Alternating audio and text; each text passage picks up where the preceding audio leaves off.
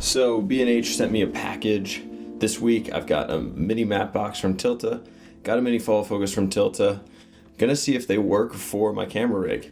Let's check it out.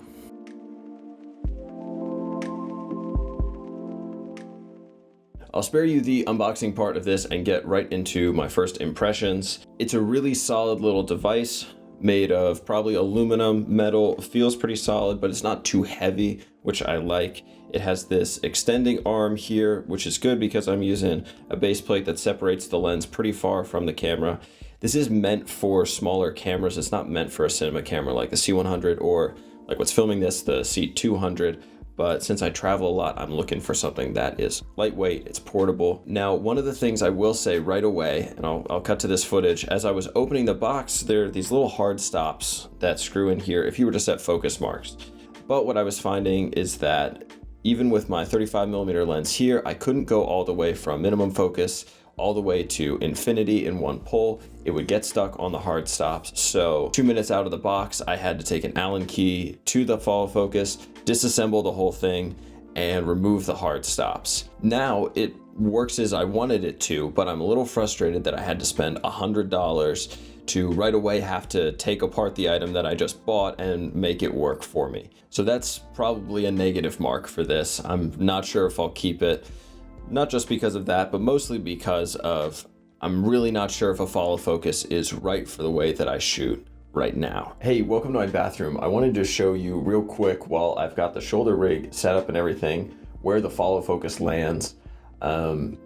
Not really sure if this is the right thing because I like how smooth it is to be here, pull in focus.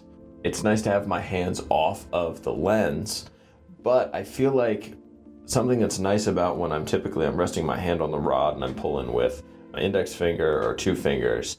What's nice about that is that it feels like I'm lifting, I'm supporting the camera, I'm taking a little bit more of the weight, whereas out here, it doesn't feel like I'm really, there I'm lifting the camera, but it doesn't really feel like I'm supporting as well. And so, this isn't a critique of the product. This is just, do I really need a follow focus for most of my work, which is done on the shoulder rig? So in the little hard case that comes with the follow focus, we have this follow focus gear that you could strap onto your lens, which I don't really love.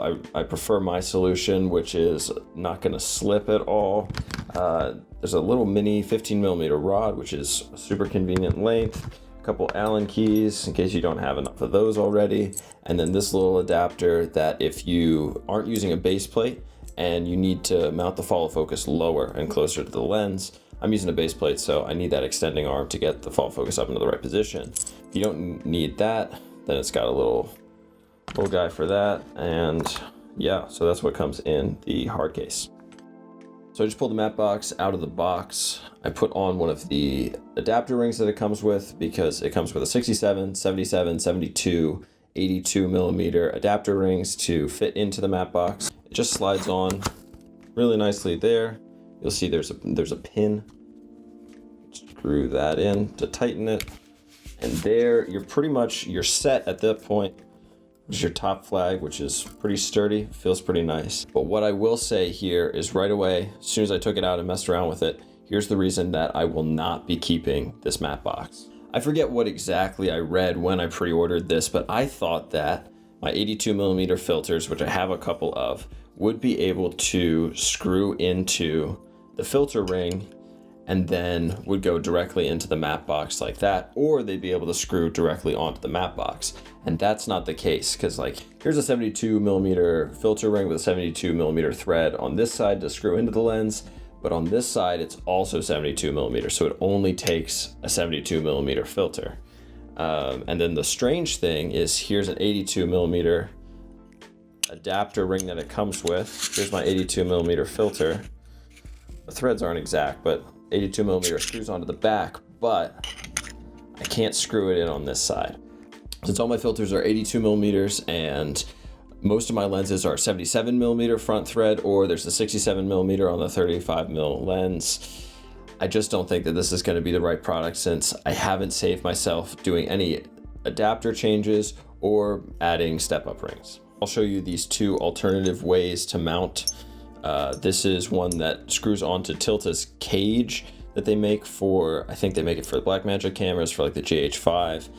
Obviously, I'm using a bigger camera. I'm not using their cage, but this is an option for the Matte Box. You can actually add that rail support if you need additional support if you're using a heavier filter in there.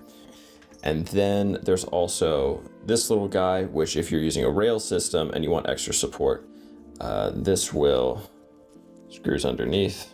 So it looks more or less something like that, screwing into the rail, screwing into the bottom of the Matte Box, and that adds an additional layer of support. Now, I don't think either of these are absolutely necessary, but they're just there if you want extra stability, extra support for the Matte Box. So there you have it. That's my first impressions video on these products.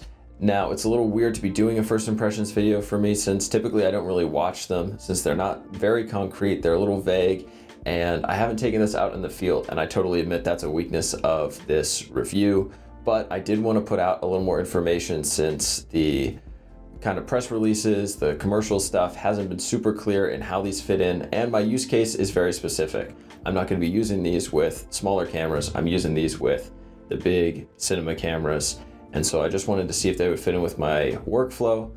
Thanks for coming along, and I'll let you guys know if I stick with the Follow Focus, whether it stays in my kit. All right, Drew, do your magic.